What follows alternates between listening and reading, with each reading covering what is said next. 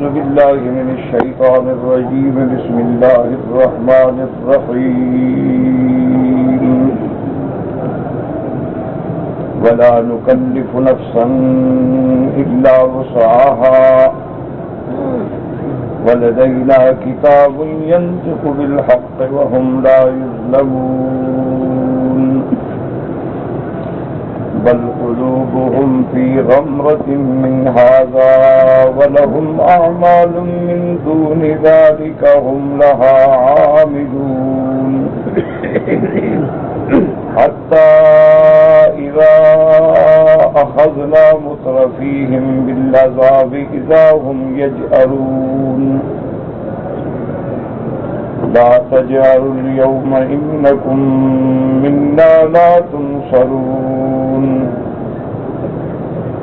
قد كانت آياتي تتلى عليكم فكنتم على أعقابكم تنكصون مستكبرين به سامرا تحجرون. قال المؤلف المفسر رحمه الله تعالى أدام النفع بعلومه وعلومكم في الدارين آمين إلى أن قال يقول تعالى مخبرا عن عدله في شرعه على عباده في الدنيا أن الف لا وسعها إلا ما تطيق حمله والقيام به وأنه يوم القيامة يحاسبهم بأعمالهم التي كتبها عليهم في كتاب مسطور لا يضيع منه شيء. اب مفسر رحمۃ اللہ علیہ ان آیات کی تفسیر بیان فرماتے ہیں کہ اللہ خبر دیتے ہیں اپنے عدل کی کہ اللہ تبارک و تعالی نے جو شرائع مقرر فرمائی ہر دور میں ہر پیغمبر کے زمانے میں اپنے بندوں کے لیے وہ ایک عادلانہ نظام ہے. لا یکلف نفسا الا وسعها. اللہ کسی آدمی کو اس کی طاقت سے زیادہ تکلیف میں مبتلا نہیں فرماتے اور نہ اس کو حکم دیتے ہیں کہ تم ایسا بوجھ اٹھاؤ جس کی تم طاقت نہیں رکھتے ہو. اور پھر انہو یوم القیامت یحاسبہم بأعمالہم. اور یہ بھی بتلا دیا کہ قیامت والے دن تمہارے اعمال کا محاسبہ ہوگا، حساب ہوگا. اللہ پاک نے جو لکھ دیا ہے لا یضیع منہ شیء، اس سے کوئی چیز تمہارے عمل سے ضائع نہیں ہوگی بلکہ ہر چیز محفوظ ہوگی. تو یہ اللہ کا عدل ہے کہ اللہ نے اپنے بندوں پہ شرعاً کوئی ایسا بوجھ نہیں رکھا جو طاقت سے زیادہ ہو. جیسے خلاصہ درس میں نے عرض کیا تھا رکھی ہیں تو اگر 24 گھنٹے میں آدمی انتہائی سکون سے بھی 5 نمازیں پڑھے تو 1 گھنٹہ بھی صرف نہیں ہوتا 5 نمازوں. تو اگر 24 گھنٹے میں صرف 1 گھنٹہ ہمارا اللہ کی یاد میں گزرے تو کیا مشکل ہے. اسی طرح اللہ تبارک و تعالیٰ نے روزے فرض فرمائے لیکن پورے سال میں صرف 1 مہینہ، وہ بھی کبھی 29 کا ہوتا ہے اور کبھی 30 کا ہوتا ہے. اور اس روزے میں بھی اللہ نے کتنی آسانی فرما دی کہ صرف دن کو کھانا پینا بیوی مباشرت منع ہے لیکن رات کو تو حلال ہے. کھانا بھی حلال ہے، پینا بھی حلال ہے، بیوی بھی حلال ہے. تو اگر آدمی نے رات کو 10-12 گھنٹے کھانے پینے سے استفادہ کر لیا ہے تو ویسے بھی وہ دن میں برداشت کر سکتا ہے. اسی طرح اللہ نے اگر حج فرض فرمایا تو صرف ان لوگوں پہ جو صاحب استطاعت، صاحب علم بھی ہے، طاقت بھی ہے، دولت بھی ہے، اور پھر بھی زندگی میں 1 دفعہ فرض ہے. اور دیکھیں اگر راستے میں امن نہ ہو تو پھر ہم گناہگار نہیں ہوں گے حج پہ آنے سے. یعنی ہم تو تیار بیٹھے ہیں لیکن راستہ خطرناک ہے تو پھر بھی اسلام ہمیں تکلیف نہیں دیتا کہ ہم ہر حال میں جائیں. اللہ نے عورت پہ حج فرض کیا لیکن فرمایا محرم ہے تو جاؤ ورنہ حج چھوڑ دو، بغیر محرم کے سفر نہ کرے. کیونکہ بغیر محرم کی عورت کو مشکلات پیش آ سکتی ہیں، اس کی عزت خطرے میں پڑ سکتی ہے. تو اللہ نے اس کی عزت کی رعایت کی اور اپنے حج کو مؤخر کر دیا. اسی طرح اللہ تبارک و تعالی نے جہاد کا حکم رکھا ہے تو وہ بھی یہ نہیں ہے کہ ہم 24 گھنٹے ہاتھ میں تلواریں لے کے لڑتے رہیں، اس کے بھی احکام ہیں کہ بادشاہ ہو، امیر المؤمنین ہو، خلیفۃ المسلمین ہو، اور کافروں کو ہر لحاظ سے دعوت دین دے اور وہ بالکل نہ مانے، اپنی ضد پہ قائم رہے، تو پھر اس کفر کے شر کو مٹانے کے لیے جہاد کا حکم۔ اس میں بھی حکم ہے کہ اگر تمہارے والدین ہیں تو ان کی اجازت کے بغیر نہ جاؤ۔ اسی طرح اللہ نے حکم دیا سفر میں ہو، گرمی کا موسم ہے، روزے کا مہینہ ہے، نہ رکھو۔ اگر رمضان کا مہینہ ہے تم بیمار ہو گئے ہو تو نہ رکھو۔ اسی طرح دیکھیں کہ عورت کو ایام حیض میں کسی کی عادت 5 دن ہے، کسی کی 8 دن ہے، تو اللہ نے فرمایا کہ نمازیں تو قضا نہ کرو، البتہ رمضان کا مہینہ ہو تو روزے قضا کرو، کیونکہ روزے تو سال میں ایک دفعہ آئیں گے نا، اور پھر نمازیں تو ہر مہینے میں 40 قضا ہو جائیں گی، تو لہذا اللہ نے نمازیں معاف فرما دی، صرف روزے کی قضا ذمہ رکھی۔ اسی طرح اللہ نے یہ بھی ہمیں حکم دیا ہے کہ تم سفر میں ہو تو نمازیں قصر کر دو، 4 رکعتوں کے بجائے 2 رکعت پڑھ، اور تمہاری سنتیں بھی معاف ہیں، نوافل بھی معاف ہیں۔ ہاں تم اپنی خوشی سے پڑھنا چاہو تو اللہ اجر دیں گے، لیکن اللہ کی طرف سے تمہیں رعایت، کتنی بڑی رعایت ہے کہ اگر پانی نہ بھی لے نماز کا وقت آ جائے فرمایا تیمم کر لو،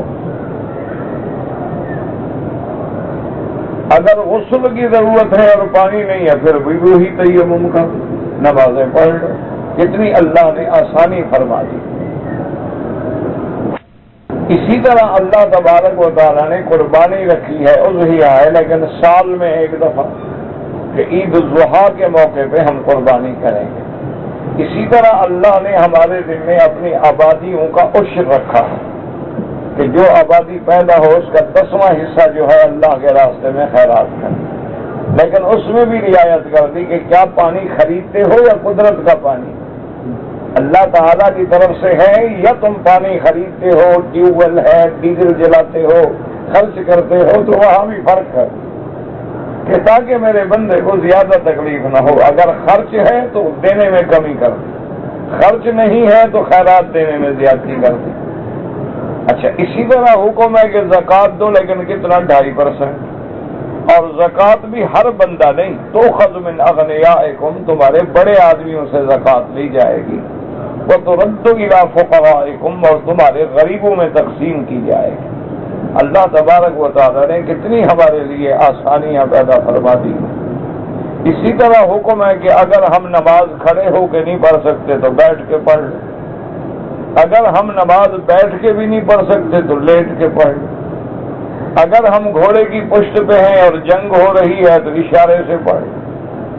اسی طرح اگر موقع ملتا ہے صلاۃ الخوف پڑھنے کا تو امام کے پیچھے 2 صفیں بنا کے مثلا کھڑے ہو جاؤ، جب امام 1 رکعت مکمل کر لے تو اگلی صف لڑائی میں چلی جائے اور پیچھے والے کھڑے رہیں، یعنی اس طرح کی رعایات جو اللہ نے دی ہیں، تو فرمایا ہم نے کسی نفس کو ایسی تکلیف میں مبتلا نہیں کیا جو اس کی طاقت کے خلاف۔ اب رات کو تہجد پڑھنے کا حکم ہے تو نفلی عبادت ہے، چاہو تو 8 رکعت پڑھ لو، چاہو تو 6 رکعت پڑھ لو، چاہو تو 2 رکعت پڑھ لو، چاہو تو تہجد سونے کے بعد پڑھو، اور چاہو تو عشاء کی نماز پڑھ کے ابھی سے تہجد پڑھ لو، کوئی اس کے لیے سونے کی بھی ضرورت نہیں ہوتی، کیونکہ ہر وہ نماز جو عشاء کے بعد پڑھی جائے وہ تہجد شمار ہوتی ہے۔ تہجد کا معنی ہوتا ہے نیند کا چھوڑنا، تو عشاء کے بعد شرعاً نیند کا وقت ہے، تو جو عبادت ہم کر رہے ہیں تو گویا نیند کو ہم چھوڑ رہے ہیں۔ یا کوئی آدمی ایسے کرے مثلا کھانا وانا کھا کے گھر میں سونے سے پہلے وضو کیا اور 4 رکعت پڑھ کے سو گیا، تہجد ہو گئی۔ اللہ نے ہمارے لیے آسانی پیدا فرمائی۔ اچھا اب آپ دیکھیں کہ ایک بوڑھا آدمی ہے بیچارہ، وہ روزانہ تو عمرہ نہیں کر سکتا، لیکن اللہ نے کتنی رعایت فرما دی، فرمایا مسجد میں نماز پڑھو وہیں بیٹھ جاؤ، دنیا کی باتیں نہ کرو، قصے کہانیاں نہ کرو، آپس میں گپ شپ نہ لڑاؤ، قرآن شریف پڑھو، اللہ کا ذکر کرو، درود شریف پڑھو، ورنہ چپ کر کے بیٹھے رہو۔ جب سورج نکل آئے اور نکلنے کے بعد بھی کی رمح ایک نیزے کے برابر اوپر چڑھ جائے، یعنی یوں سمجھو یہاں جو گھڑیوں میں ٹائم ہوتا ہے نا الشروق یا اشراق، یہ معنی ہوتا ہے سورج نکلنے کا وقت، اس ٹائم سے 20 منٹ کے بعد نماز اشراق کا وقت ہوتا ہے۔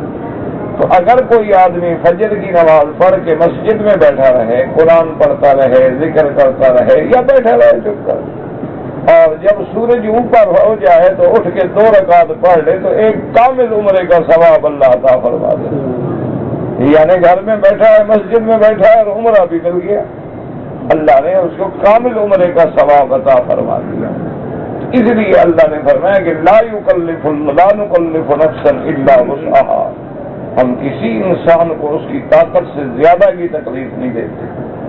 اسی طرح ایک حدیث مبارک میں آتا ہے کہ میرے محبوب نے اور محبوب دو عالم سیدنا محمد مصطفیٰ صلی اللہ علیہ وسلم نے دیکھا کہ ایک آدمی نے ایک بندے کے گلے میں رسی ڈالی ہوئی ہے اور کھینچ کے طواف کرا رہا ہے۔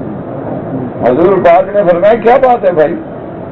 اس نے کہا یا رسول اللہ یہ میرا ابا ہے، میرا والد ہے، لیکن اس نے منت مانی تھی کہ اگر میرا فلاں کام ہو جائے تو میرے گلے میں رسی ڈال کے مجھے پورے طواف میں کھینچنا، تو میں ان کی منت پر ان کے حکم کی تعمیل کر رہا ہوں۔ آپ نے فرمایا اللہ کو ایسی رسیوں کی ضرورت نہیں ہے، تم اپنے باپ کا ہاتھ پکڑ کے طواف کرا دو بس منت پوری ہو گئی۔ یہ ضروری نہیں ہے کہ اپنے باپ کے گلے میں رسی ڈال کے ذلیل کرو، بلکہ باپ کے ہاتھ میں ہاتھ لے لو اور کھینچ کے طواف کرا دو، بس تمہارے بات پوری ہو گئی، منت پوری ہو گئی۔ تو اللہ تبارک و تعالیٰ نے کتنی آسانی پیدا فرما دی۔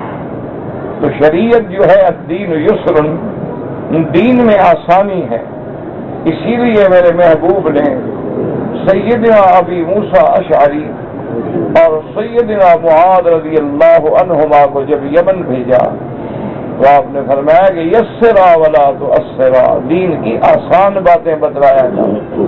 ہاں جب آدمی دین والا بن جاتا ہے تو پھر اس کے لیے مشکل بھی آسان ہو جاتا ہے۔ اب دیکھو نا، جو آدمی نمازی ہے اس کے لیے نماز پڑھنا کتنا راحت ہے، آرام ہے، تہجد میں اٹھنا کتنا راحت ہے، آرام ہے۔ جب آدمی عادی ہوتا ہے، عبادت کا شوق ہوتا ہے، تو اس کے لیے نماز پڑھنا مشکل نہیں ہوتا۔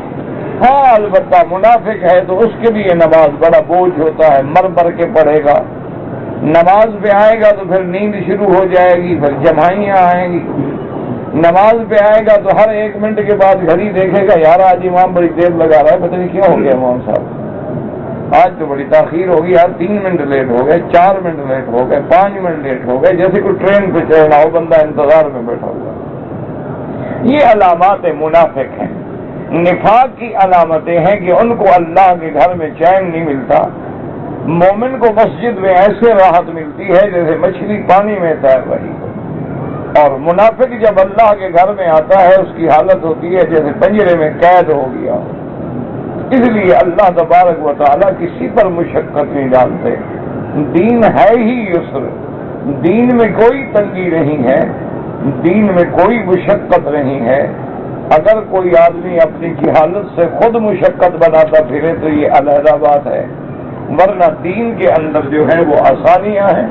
ہاں باقی ہوتے ہیں علماء اولیاء اللہ کے مجاہدات اور ان کی ریاضتوں، ان کی مشقتیں، تو وہ اپنے تزکیہ نفس کے لیے اور اصلاح نفس کے لیے اور اپنے درجات بلند حاصل کرنے کے لیے زیادہ محنتیں فرماتے ہیں۔ تو وہ تو پھر اسی طرح بات ہے کہ جتنا گل ڈالو گے اتنا میٹھا ہوگا۔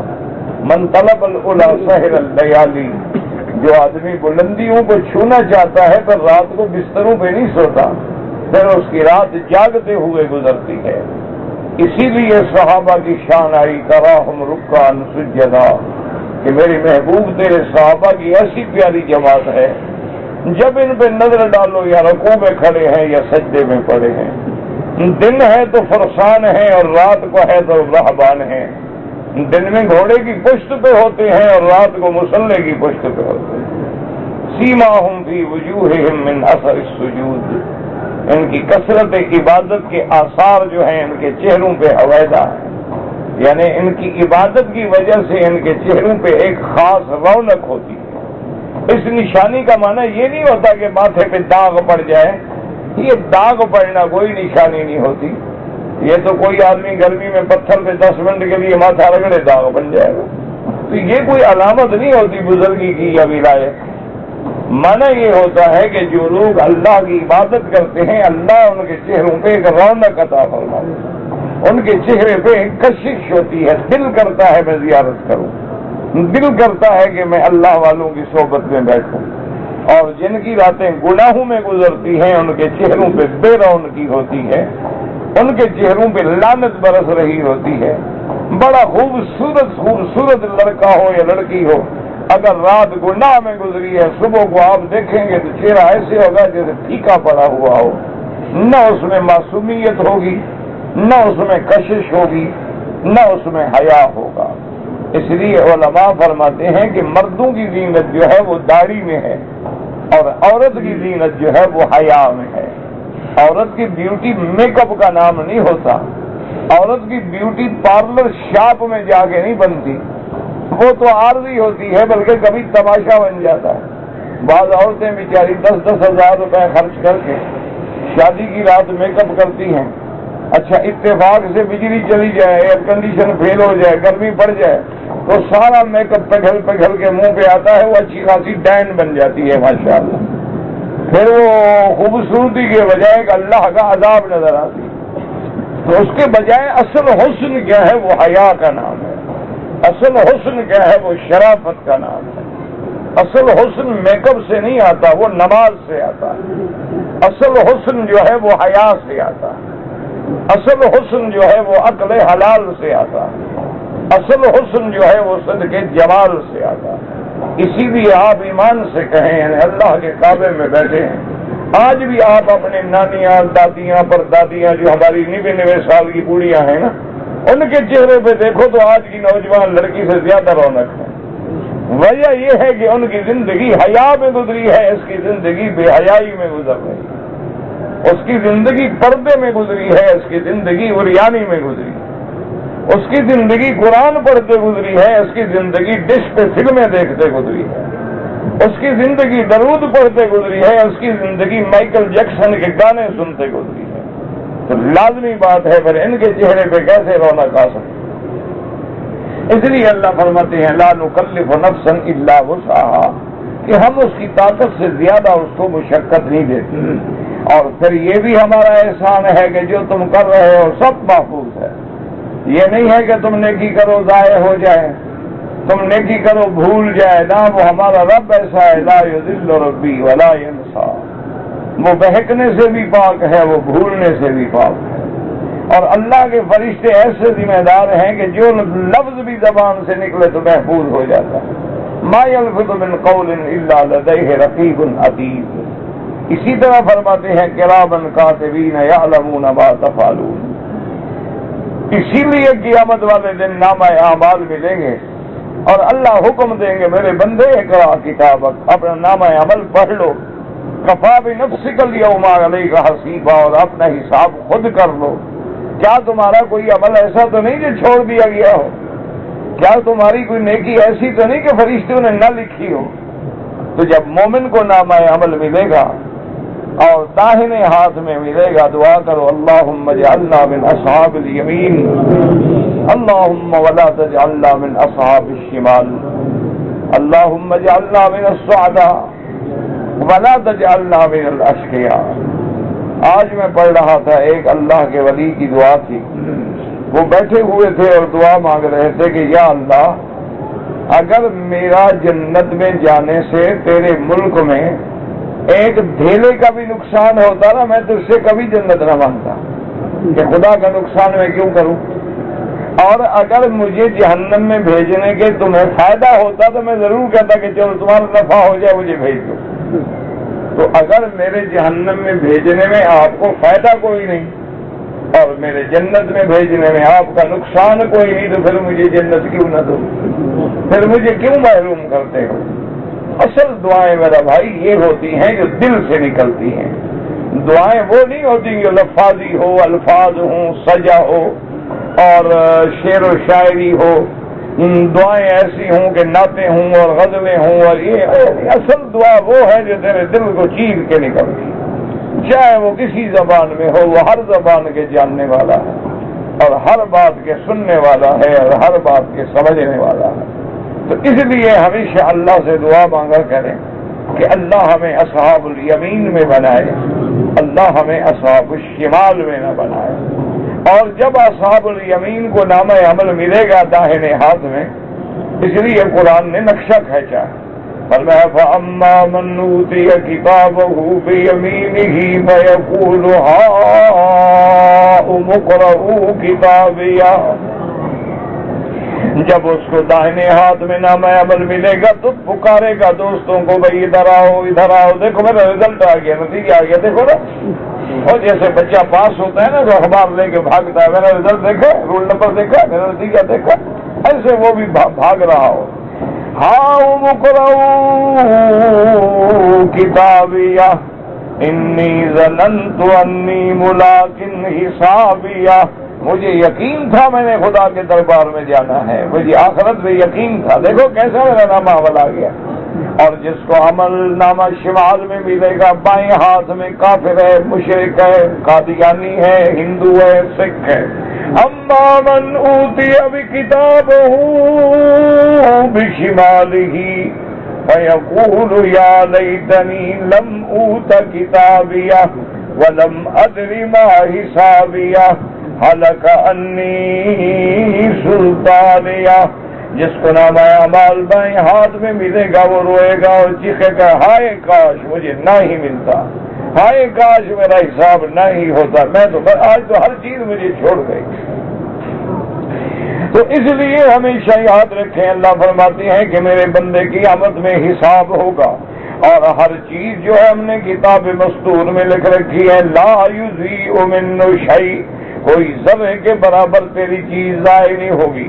جیسے فرماتے ہیں لا یضیع اجر المحسنین،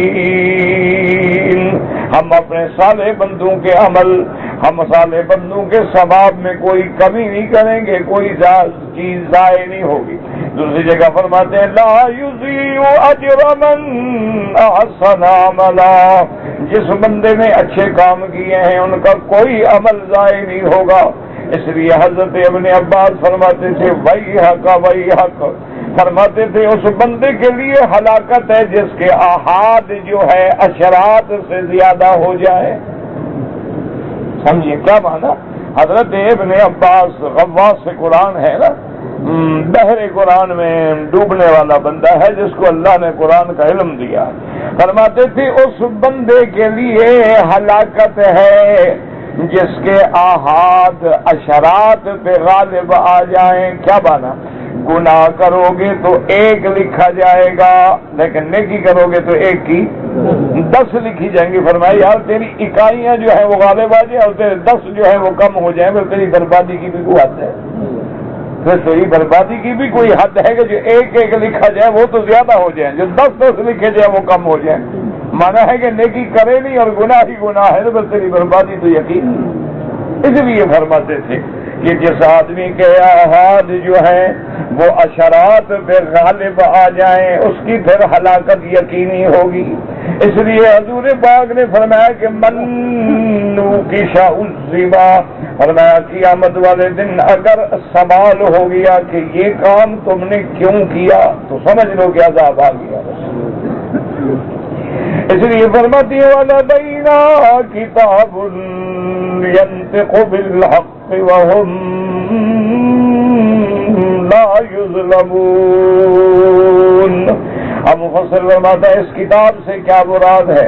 وَلَدَيْنَا كِتَابٌ يَنطِقُ بِالْحَقِّ، یعنی کتاب الاعمال، ہر بندے کا نام ہے اعمال، ایک چیز لکھی ہوئی، وَهُمْ لَا يُظْلَمُونَ لا يبخسون من الخير شيئا، ان کی کوئی نیکی گھٹائی نہیں جائے گی۔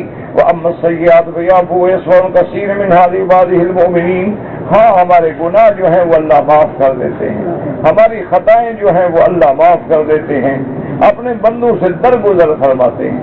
اس لیے قرآن فرماتا ہے وَلَوْ يُؤَاخِذُ اللَّهُ النَّاسَ بِمَا كَسَبُوا مَا تَرَكَ عَلَى ظَهْرِهَا مِن دَابَّةٍ، اللہ فرماتے ہیں اگر میں اپنے بندوں کو ان کے ہر گناہ پہ پکڑ لوں تو زمین پہ تمہیں کوئی چلتا ہوا بھی نظر نہ آئے۔ یہ تو میری مہربانی ہے، میں مہلت دیتا ہوں، میں معافی دیتا ہوں، میں ستر فرماتا ہوں، تو ورنہ اگر ہم ہر گناہ پہ پکڑنا شروع کر دیں پھر تو وہ دنیا میں چل ہی نہ سکتا۔ اس لیے فرماتے ہیں وَهُمْ لَا يُظْلَمُونَ ثم قال منکرا علی الکفار والمشرکین من قریش۔ اس کے بعد اللہ نے قرآن پاک میں ترغیب فرمائی کافروں کی اور مشرکین کی۔ مشرکین قریش کے بارے میں فرمایا بل قلوبهم فی غمرۃ من ھذا وَلَهُمْ أَعْمَالٌ مِّن دُونِ ذَلِكَ هُمْ لَهَا عَامِلُونَ۔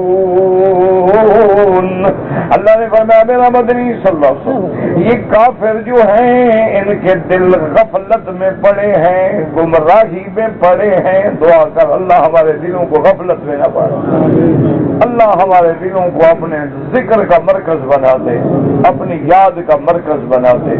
کیوں یہ دل ٹھیک ہو گیا نا تو سارا کام ٹھیک ہو گیا، اور یہ دل بگڑ گیا تو پھر سب کچھ بگڑ گیا۔ اس لیے حضور فرماتے ہیں اللہ نے تیرے جسد میں ایک ٹکڑا رکھا ہے، اگر وہ ٹھیک ہو جائے تو تیری ساری باڈی ٹھیک ہو جاتی ہے، اور وہ خراب ہو جائے تو سارا جسم خراب ہو جاتا ہے۔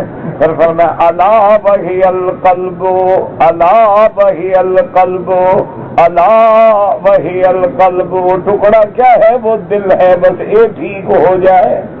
اسی لیے شاعروں نے بھی کہا ہے نا کہ دل زندہ تو نہ مر جائے، زندگانی عبارت ہے تیرے جینے سے۔ کہ دل زندہ ہے تو پھر ہر چیز ہے نا، اگر دل ہی مر جائے تو پھر کیا ہوگا؟ اسی لیے اولیاء اللہ جو ہے نا وہ اسی دل پہ زور لگاتے ہیں کہ دل ٹھیک ہو جائے۔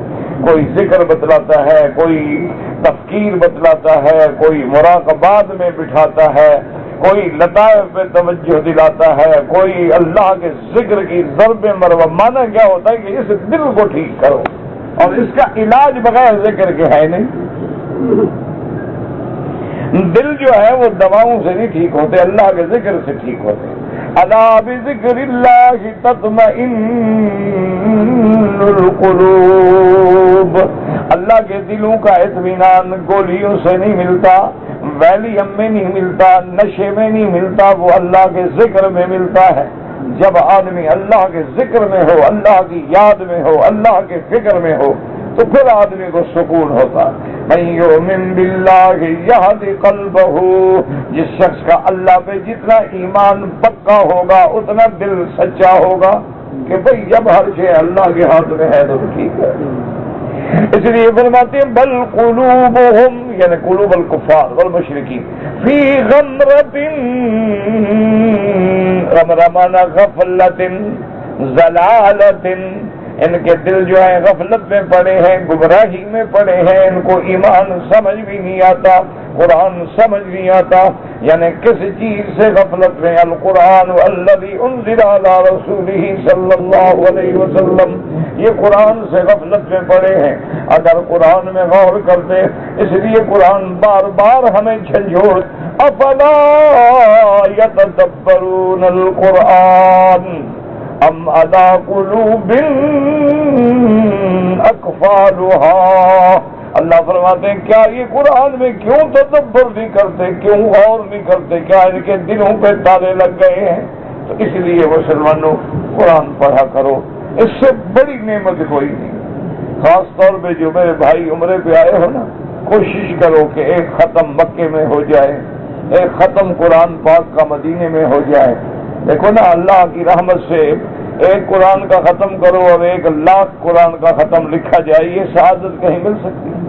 تو کیا مشکل ہے کہ اس سے کہانیاں چھوڑ دو، گپ شپ لگانا اور سگریٹیں پینا اور بازاریں پھرنا، ان چیزوں کو چھوڑو۔ زندگی پڑی ہے، اللہ اپنے گھر میں لائے ہیں۔ ہر نماز کے بعد کوشش کریں طواف کی، گرمی ہے تو ٹھنڈے وقت میں 2-3 طواف صبح کر لیے، شام کو کر لیے، ہر نماز کے بعد بیٹھ کے قرآن کی تلاوت کر لی، تو اگر آدمی 2 پارے 3 پارے 4 پارے بھی پڑھ لے تو کوئی فرق نہیں پڑا، 10 دن میں قرآن ختم ہو جائے، کوئی مشکل نہیں۔ تو اس لیے کوشش کریں، اور اپنی زندگی کا ہر آدمی عالم ہے، طالب ہے یا میرے جیسا غافل ہے، ان لازمی حصہ بناؤ کہ قرآن کو دیکھ کے پڑھنا، ہر حال میں، چاہے 1 رکوع پڑھو لیکن دیکھ کے پڑھو قرآن۔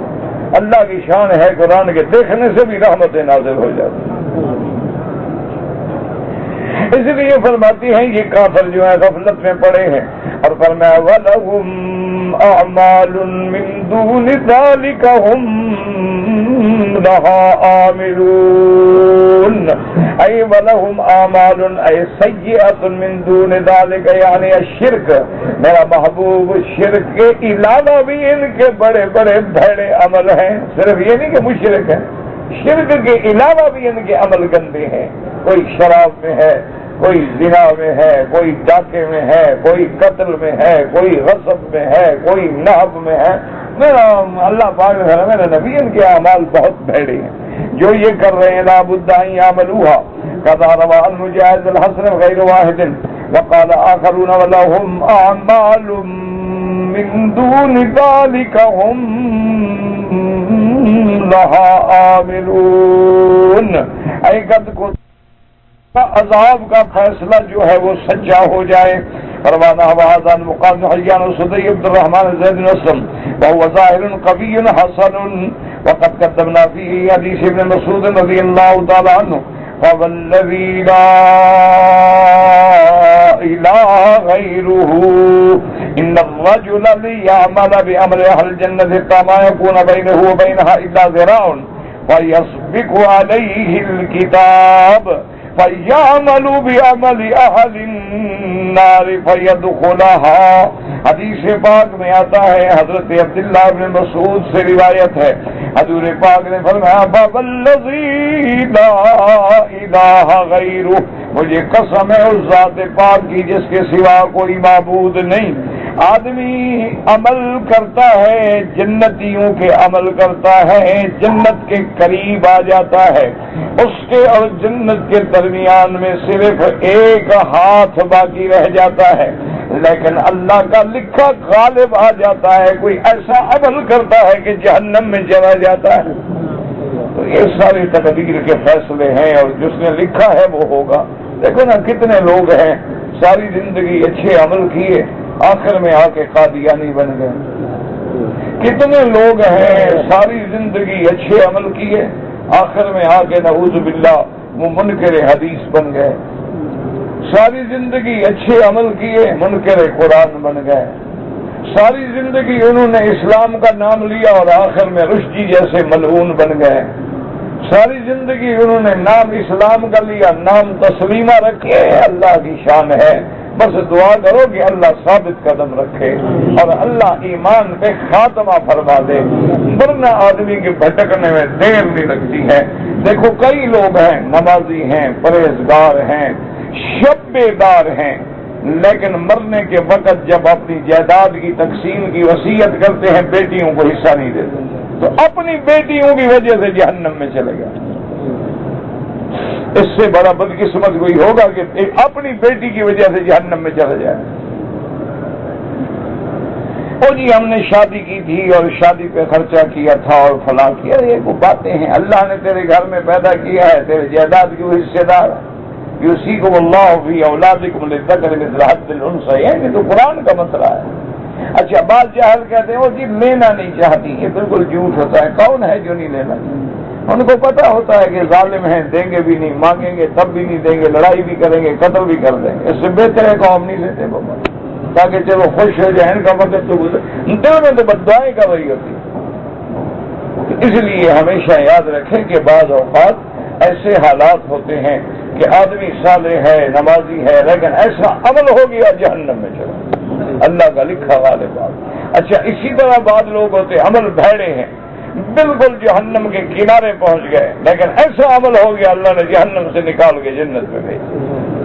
تو اس لیے دعا کریں کہ اللہ تبارک ہمارے لیے فیصلے فرما دیں، ہمارے لیے بھی اپنے رحمت کے فیصلے فرما دیں۔ وَقَوْلُوا وَالطَّائِرَ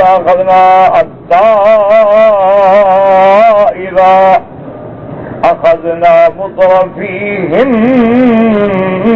بِالْعَذَابِ اذا هم یجأرون۔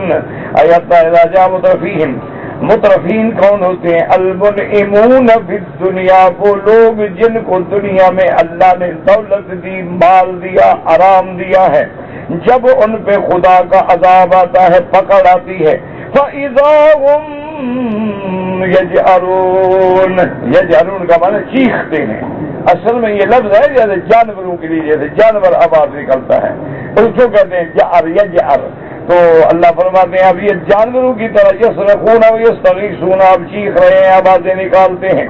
جیسے اللہ نے فرمایا ذرنی والمکذبین اولی النعمت ومہلہم قلیلا، اللہ نے فرمایا میرا مدنی آپ غم نہ کریں، میں کافی ہوں، چھوڑ دیں ان دولت مندوں کو، چھوڑ دیں ان سرمایہ داروں کو جو میرے نبی کے مخالف ہیں، چھوڑ دو ان کو، ہم ان کو جب پکڑیں گے نا تھوڑی سی مہلت دے دیں۔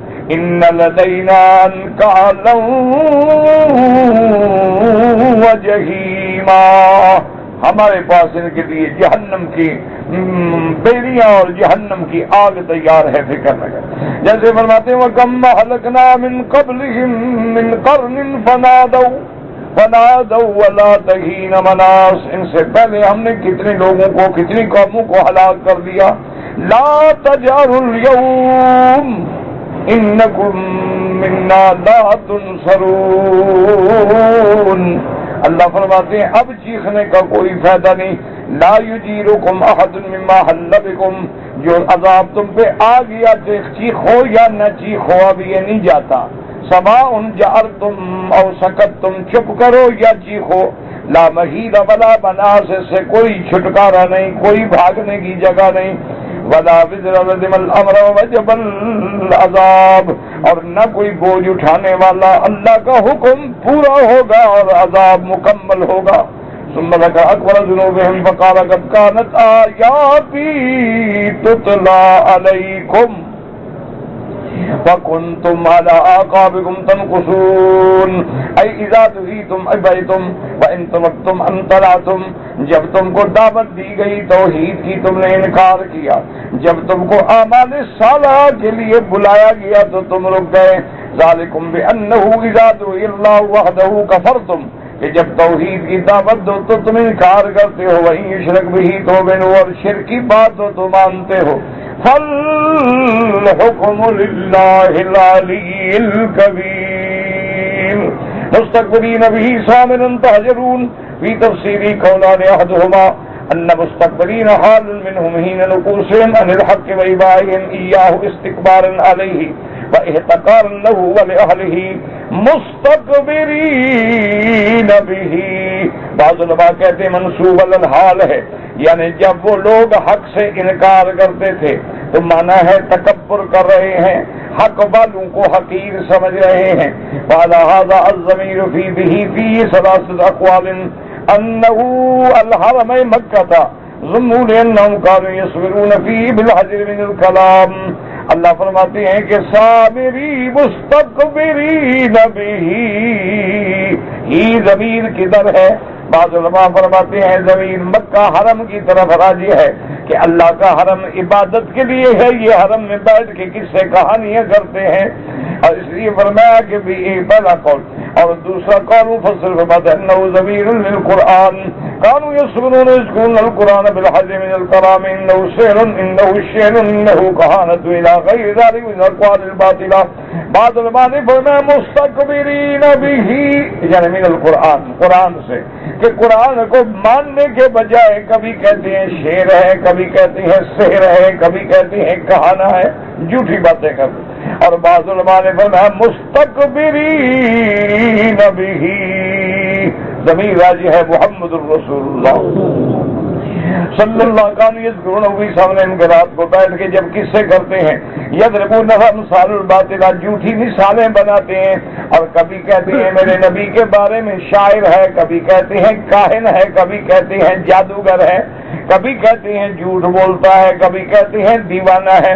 فَكُلُّ ذَلِكَ بَاطِلٌ، ان کی یہ ساری باتیں جھوٹ ہیں، بلکہ میرا مدنی ہوگا عبداللہ ورسولہ، وہ اللہ کا بندہ ہے، اللہ کا رسول ہے، الذی اظہرہ اللہ علیہم واخرجہم من الحرم صابرین اذلہ، میرا مدنی اللہ کا رسول ہے، اور اللہ نے اپنے نبی کی مدد کر کے اپنے نبی کو غالب کر دیا اور مشرکین کو ذلیل کر کے حرم سے نکال دیا۔ وقیل المراد بقوله مستكبرین به بالبیت یفتخرون به ویعتقدون انهم اولیاءه لیسوا به، اور بعض علماء نے یہ ترجمہ بھی کیا ہے مستکبرین به، کعبۃ اللہ کی وجہ سے اپنی بڑائی کرتے تھے مشرک، بابا ہم مکے کے رہنے والے ہیں، ہم اللہ کے کعبے کے بنانے والے ہیں، ہم مجاورین کعبہ ہیں، ہمارا کون مقابلہ کر سکتا ہے، ہم اللہ کے دوست ہیں، حالانکہ یہ جھوٹ بولتے تھے۔ كما قال النسائي في التفسير من سننه اخبرنا احمد بن سليمان قال اخبرنا عبيد الله النسائي عبد الاعلى انه سمع سعيد بن جبير يحدث ان ابن عباس رضي الله عنه قال انما كره الصبر حين نزلت هذه الايه مستكبرين به سامرا تهجرون۔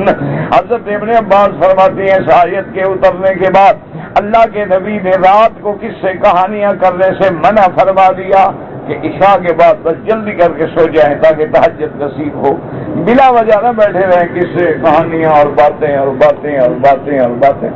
نانوان حسان کار یہ تو قبروں سن فی ولا یامرونہ ویہجرونہ وقد اتنب ابن ابی آدم ہارون بما ھذا حاصلہ، کبھی وہ تکبر کرتے تھے کہ ہم مجاور ہیں اللہ کے گھر کے، دیکھو ہم رات دن خدا کے گھر میں بیٹھے ہیں، حالانکہ یہ جھوٹ تھا۔ جب تم شرک کرتے ہو، جب اللہ کے نبی پہ ایمان نہیں لاتے ہو، تو تمہارے اس قسم کے دعوے کرنا جو ہے باطل ہے۔ اصل بات یہ ہے ایمان ہو اللہ پر بھی، اللہ کے رسول پہ بھی، اللہ کی کتابوں پہ بھی، اللہ کے شرائع پہ بھی، اوامر پہ بھی، نواہی پہ بھی۔ اللہم ثبتنا علی الایمان، اللہم استرنا بسترک الجمیل، اللہم استر عوراتنا آمن روآتنا خفف لواتنا۔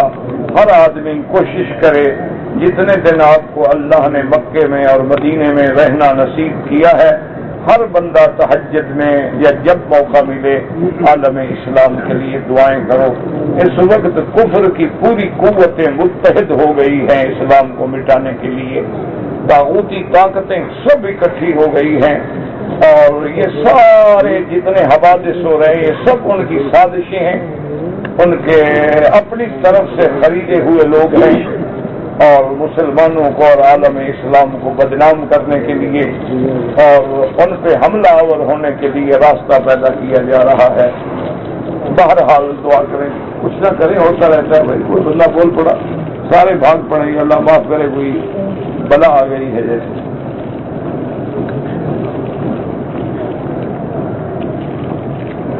دوسری بیوی کو پہلی بیوی کی لڑکی کے شوہر کے ساتھ میں نے علیحدہ کمرے میں تنہائی میں بات کرتے دیکھا تو مجھے شبہ ہو گیا کہ کہیں ان کا کوئی غلط تعلق تو نہیں ہے، لیکن میں نے بیوی کو قسم دلائی تو بیوی نے قسم اٹھائی کہ کوئی ایسی بات نہیں ہے۔ بہرحال گزارش یہ ہے کہ آپ قسم پہ اعتبار کریں اور آئندہ احتیاط بھی کریں، احتیاط بھی ضروری ہوتی ہے، صرف یہ نہیں کہ بس ایک آدمی نے قسم کھا لی، کیونکہ کبھی عورتوں میں اتنی عداوت ہوتی ہے، اللہ معاف کرے، کہ وہ عورت سے بدلہ لینے کے لیے اپنے خاوند کی عزت سے بھی کھیل جاتی ہے، تو لہذا احتیاط بھی کریں اور بلا وجہ ایک مصیبت بھی نہ بنائیں، اور بلا وجہ ہر بات کرتے ہوئے دیکھے آدمی تو الزام لگا دیں، یہ بھی غلط بات ہے۔ کہتا ہے جی کہ ایک عورت تھی، بوڑھی تھی، جس بیچاری کو شوگر بھی تھا، دماغ پر بھی اثر تھا، فالج بھی تھا، اور کبھی ہوش ہوتا تھا کبھی بے ہوش ہوتی تھی۔ 6 سال کا عرصہ گزر گیا، وہ فوت ہو گئی۔ کبھی روزہ رکھتی تھی اور نماز بھی ناپاک رہتی تھی، اور نیچے کا حصہ بیکار ہو گیا۔ تو بہرحال اصل بات یہ ہے کہ دعا کرو اللہ اس کی مغفرت کرے۔ اگر وارثوں کو اللہ نے طاقت دی ہے تو ان کی وجہ سے وہ روزے جتنے بنتے ہوں ان کا بھی فدیہ دے دیں اور نمازوں کا بھی فدیہ دے دیں تو جائز ہے، ورنہ طاقت نہیں ہے تو بس اللہ سے معافی مانگو، اللہ اس کو معاف کرے، وہ بیچاری اتنے بڑے امتحان سے گزری ہے، اللہ بخش دے۔ کہتے جی رفع یدین نہ کرنا حضرت عبداللہ ابن مسعود سے ثابت ہے، اور کرنا کس صحابی سے ثابت ہے؟ تو ایک صحابی سے نہ کرنا ثابت ہے تو نہ کرنے والے بھی تو حق پہ ہو گئے نا، بس ختم ہو گئی بات۔ نہیں، گزارش یہ ہے کہ اس وقت کفر اسلام کو مٹانے پہ تلا ہوا ہے، تمہارے یہ جھگڑے ابھی ختم نہیں ہوئے کہ آمین زور سے کہو، آہستہ کہو، رفع یدین کرو نہ کرو، ٹانگیں کتنی کھولو کتنی نہ کھولو، بس اسی مسئلے پہ اللہ نے تمہیں پیدا کیا ہے۔ خدا کا خوف کرو، اللہ سے ڈرو، یہ وقت امت کو جوڑنے کا ہے نہ کہ توڑنے کا ہے، اور یہ مسائل کے فرض ہے تو پھر اس پہ اتنی لڑائی اور مقابلے اور سوال اور جواب اور پریشانیاں، ضرورت کیا ہے مجھے بتا؟ خدا کے بندے، اللہ تبارک و تعالیٰ سب کی نمازیں قبول فرمائے۔ جیسے حضور صلی اللہ علیہ وسلم کے حضرت عبداللہ ابن عمر کی روایت سے رفع یدین کا اس بات ہے، اسی طرح نہ کرنے پر بھی عبداللہ ابن مسعود جیسے فقیہ صحابہ، جو صحابہ میں بڑے فقیہ ہیں، فقہائے صحابہ میں ہیں، ان سے روایت میں نہ کرنا موجود ہے۔ اور پھر آپ دیکھیں کہ صحیح احادیث میں جہاں حضور نے نماز سکھلائی ہے کہ امام جب اذا کبر فکبروا، جب تکبیر کہے تکبیر کہو، جب رکوع کرے رکوع کرو، جب سجدے میں جائے سجدہ کرو، جب قرات کرے چپ کرو، جب غیر المغضوب علیہم ولا کہے آمین کہو، ساری نماز سکھلائی ہے۔ وہاں حضور نے یہ حکم تو نہیں دیا۔ تو کوئی ایسا اہم مسئلہ نہیں ہے، جو کرتے ہیں اللہ قبول فرمائے، جو نہیں کرتے اللہ ان کی بھی نمازیں قبول فرمائے۔ خدا کے لیے حضور کی امت کو نہ لڑاؤ، تمہیں اللہ نے اسی لیے پیدا کیا ہے کہ نہ تمہارا دماغ قادیانیوں کے خلاف چلتا ہے، نہ حفظ کے خلاف چلتا ہے، نہ خوارج کے خلاف چلتا ہے، نہ منکرین حدیث کے خلاف چلتا ہے، نہ منکرین قرآن کے خلاف چلتا ہے، نہ منحرفین کے خلاف چلتا ہے۔ کبھی تم نے ایک کتاب ہندو کے خلاف نہیں لکھی، کبھی زندگی میں ایک مناظرہ تم نے آریہ سماج سے نہیں کیا ہے، اس کے بعد صرف یہی باتیں ہیں اور امت کو اسی پہ لڑایا جا رہا ہے۔ انا للہ و انا الیہ راجعون۔ اللہ ہدایت دے، ہم تو بھائی دعا کرتے ہیں آگے تمہاری مرضی۔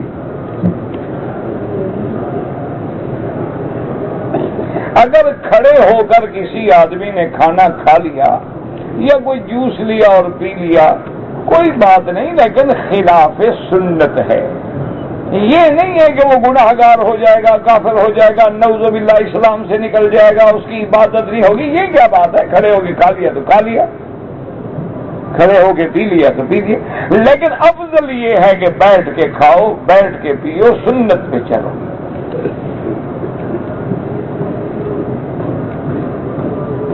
کہتے جی کہ نہانے سے پہلے وضو نہیں کرنا چاہیے۔ بہرحال اگر غسل جنابت ہے تو پہلے استنجا کرو، وضو کرو، پھر غسل کرنا ہوگا۔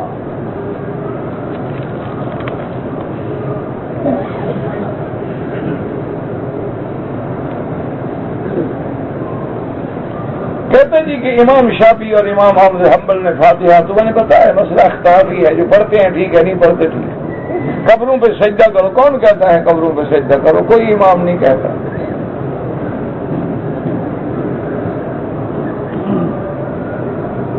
کہتے ہیں جی بہت سارے لوگ ہیں پاکستان میں جو فراڈ کر کے پیسے کماتے ہیں، ان کے گھر میں اگر کبھی کھانا پڑے، کھانے کی دعوت دیں تو کھانا تو کافر کے گھر میں بھی جائز ہے۔ اللہ کے بندے چلے جاؤ کھا لو، کوئی بات نہیں۔ ایک ہوتا ہے تقوی، متقی کا مقام، وہ تو بے وضو کا نماز، بے وضو کی روٹی پکی ہوئی نہیں کھاتے۔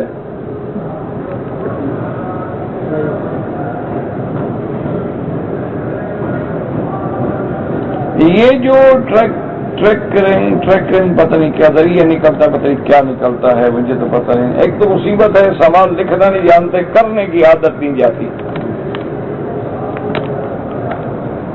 اگر کسی کی چیز گم ہو جائے تو اصل تو دعا ہے نا، اللہم اغض علی دالتی، اور بعض علماء نے لکھا ہے کہ سورۃ والضحیٰ پڑھ کے بھی دعا کرو تو انشاءاللہ وہ چیز مل جائے گی، کیونکہ اس میں بھی ایک آیت ہے نا جو مناسبت رکھتی ہے، وَوَجَدَكَ ضَالًّا فَهَدَىٰ۔ بس اب ہم قرآن یہی ڈھونڈنے کے لیے پڑھتے رہیں گے، میاں بیوی میں جھگڑا ہو تو اس کو کوئی آیت بتلاؤ، اور کسی کی چیز گم ہو جائے اس کو بھی وہ قرآن کی آیت بتلاؤ، کسی کو جن ہو جائے اس کے لیے بھی قرآن کی آیت بتلاؤ، باقی عمل کرنے کے لیے قرآن کی ضرورت نہیں۔ بس قرآن اسی لیے آیا تھا، جن نکالو تویز لکھو، فالنا میں کھول کے بتلاؤ، لوگوں کو دھوکے دو۔ انا للہ۔ کہتے جی کہ قرآن شریف کا ختم کر کے مٹھائی بانٹنی چاہیے، بالکل نہیں بانٹنی چاہیے جناب۔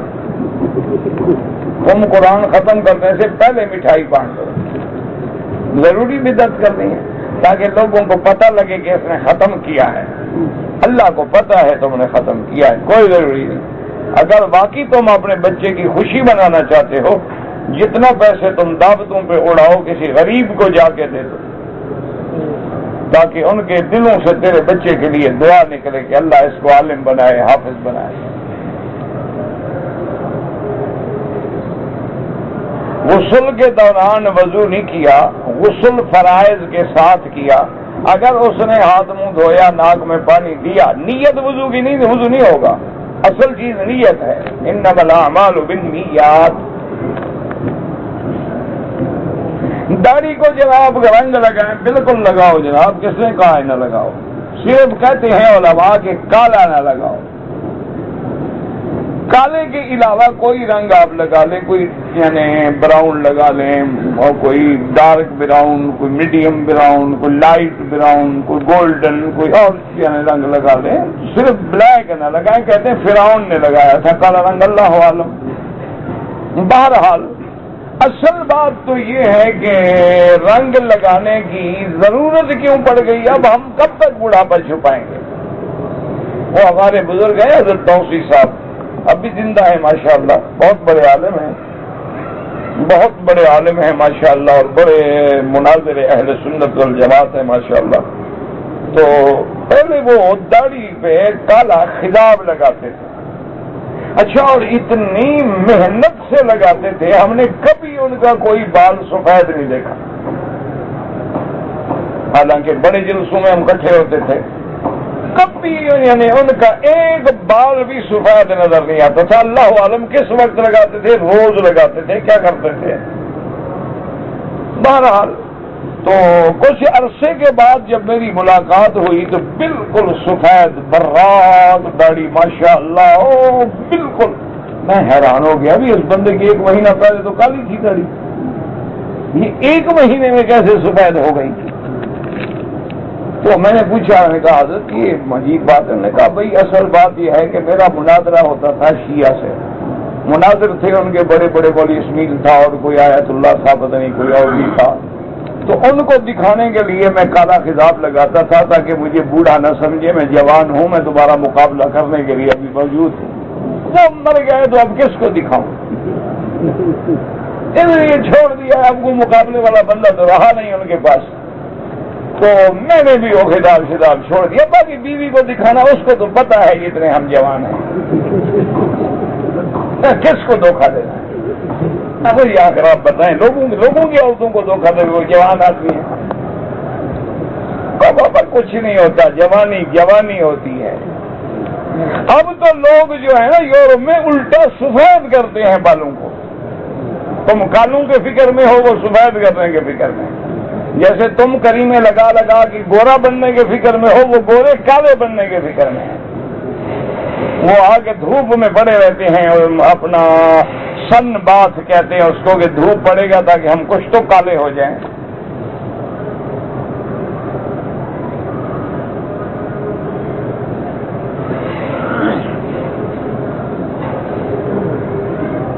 کہتے جی کہ واپسی پر ہمیں ایجنٹوں نے دھوکہ دیا، ہماری سیٹوں کا چکر کر دیا، اور یہاں بھی سیٹ نہیں ملتی تھی، ہمیں مجبوراً ایجنٹوں کو پیسے دینے پڑے۔ آپ پر کوئی گناہ نہیں ہے، لینے والوں پر لعنت ہے۔ کہتے جی کہ آدمی شرک اکبر سے بھی بچتا ہے، شرک اصغر سے بھی بچتا ہے، لیکن بندہ ہے کبھی کبھی ریا کے استغفار بس کرو، اللہ معاف کرے، استغفر اللہ بس، سبحانک اللہم و بحمدک اشہد انی استغفرک و اتوب الیک پڑھ لیا بس۔ مجھے اپنا تعبیر کا کوئی پتہ نہیں لگتا ہے، کسی آدمی سے پوچھو جس کو خواب کی تعبیر آتی ہو۔ میں ورثے میں لڑکے کو 1 روپیہ، لڑکی کو 8، ہاں بالکل ٹھیک ہے، لڑکی کو آدھا، لڑکے کو پورا۔ اگر عورت کو ایام حیض میں 5 دن کے بعد خون بند ہو جائے، میرا بھائی، ہر عورت کی اپنی اپنی عادت ہوتی ہے، اگر اس کی عادت 5 دن ہے، 5 دن کے بعد خون بند ہو گیا، غسل کرے، پاک ہو گئی، لیکن عادت 7 دن ہے تو پھر 7 دن پورے کرنے پڑیں گے۔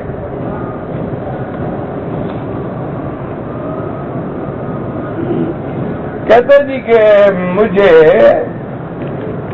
پتہ نہیں کیا لکھا ہے، جہاز میں آتے ہوئے میری انگلیوں پہ تھوڑی سی خوشبو لگی، نہ معلوم نہیں تھا کہ اس میں خوشبو ہے، میں نے ہاتھ سارے ہاتھ کو نہیں لگا، تھوڑی انگلیوں کو لگے، کچھ نہیں، 1-2 ریال صدقہ کر دو۔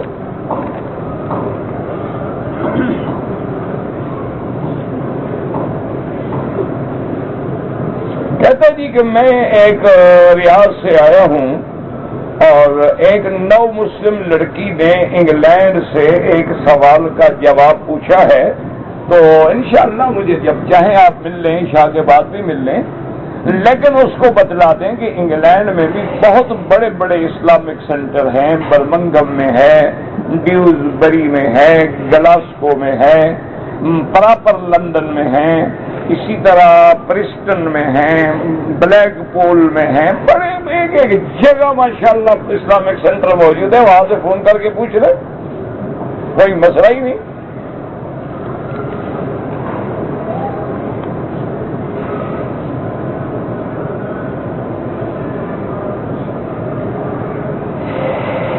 کہتے جی کہ اگر کوئی بیوہ عورت ہے، اس سے شادی کرنا چاہے، بہرحال بیوہ عورت جو ہے اس کا اختیار ہوتا ہے، لیکن اگر اس کے اولیاء زندہ ہیں تو ان کو بھی راضی کرو تاکہ بلا وجہ اختلاف نہ ہو اور کسی قسم کا شک و شبہ بھی باقی نہ رہے، کیونکہ آج کل بڑی مصیبتیں ہیں، عورتوں کے نکاح اپنے ملک میں موجود ہیں، یہاں آ کر عورت نکاح کر لیتی ہے۔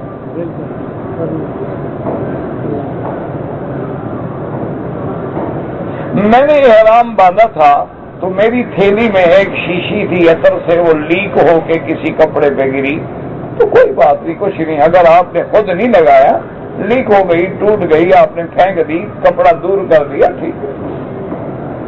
کہتے جی کہ ناپاک کپڑے جو دھوبی سے دھل کے آتے ہیں وہ پاک ہیں، اگر دھوبی پہ آپ کو شبہ ہے کہ وہ پلید پانی سے دھوتا ہے تو پھر تو پاک نہیں ہے، اور اگر دھوبی مسلمان ہے کہ ان سب کو پانی گندے کے بعد آخر میں ہر کپڑے کو پاک پانی سے نکالتا ہے تو پھر ٹھیک ہے۔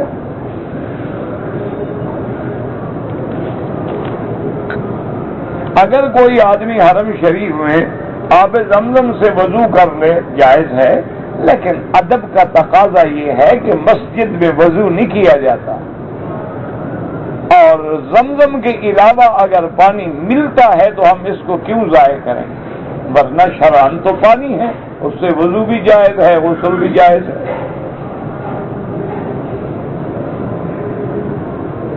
یہ مغفرت اللہ سب مسلمان جو فوت ہو گئے ان کی مغفرت فرمائے اور ان کے قبروں کو باغ جنت بنائے، اور جو زندہ ہیں میرا مولا ان کی ہدایت کا فیصلہ فرما۔ ہر مسلمان حرمین الشریفین اور پاکستان کے لیے دعا کریں، بڑا مشکل وقت آ رہا ہے، کفر کی سازشیں اتنی گہری اور گہری اور گہری ہیں کہ وہاں ہماری عقل رسائی بھی نہیں کر رہی، تو یہ سب کچھ جو پڑھ رہے ہو، سن رہے ہو، یہ کفر کی عالمی سازشوں کا حصہ ہے، سب کچھ خود کرا رہے ہیں کہ ہم پہ ہاتھ کیسے ڈالیں۔ بھائی ہم تو ایک اینک نہیں بنا سکتے، ہم اتنے بڑے بلڈنگوں کو پگھلا سکتے ہیں؟ سب یہ ایک طریقہ ہے کہ کیسے مسلمانوں کو بدنام کرو، اے مسلمان ہے، او مسلمان ہے، او مسلمان ہے، او مسلمان ہے، تاکہ ساری دنیا میں جب نفرتیں پھیل جائیں، اچھا اور ہر طرف سے آپ کو لڑا رہے ہیں، نہ ادھر سے آپ کا دوست ہو، نہ ادھر سے دوست ہو، نہ ادھر سے دوست ہو، نہ ادھر سے دوست، اندر بھی لڑا رہے ہیں کہ جب آپ کوئی مار پڑے تو اندر والے بھی کہے اچھا یار مر دو۔ یہ ایک بہت بڑی عالمی سازش ہے۔ دعا کیا کرو اللہ بلد الامین کو بھی اور پاکستان کو بھی استحکام بخشے اور امن و امان نصیب کرے اور دشمنوں کے داخلی اور خارجی فتنوں سے محفوظ فرمائے۔ دیکھو نا بھئی، ایک سیدھی سی بات ہے، ایمان سے کہو، کوئی دہشت گرد ہے اللہ معاف کرے، اس کی دہشت گردی پہ کوئی مسلمان چھوڑو، کوئی عقل والا بھی کہہ سکتا ہے کہ اچھا کام ہے، اچھا لیکن وہ کس مدرسے کا پڑھا ہوا ہے؟ وہ تو سارے تمہارے کالجوں کے پڑھے ہوئے ہیں۔ ایک بھی دینی مدرسے کا پڑھا ہوا آدمی یہ حرکت نہیں کر سکتا، لیکن پکڑو کس کو کرے؟ مونچھ والا پکڑو داڑھی والے کو، کیوں؟ تاکہ دونوں دشمن ہوں۔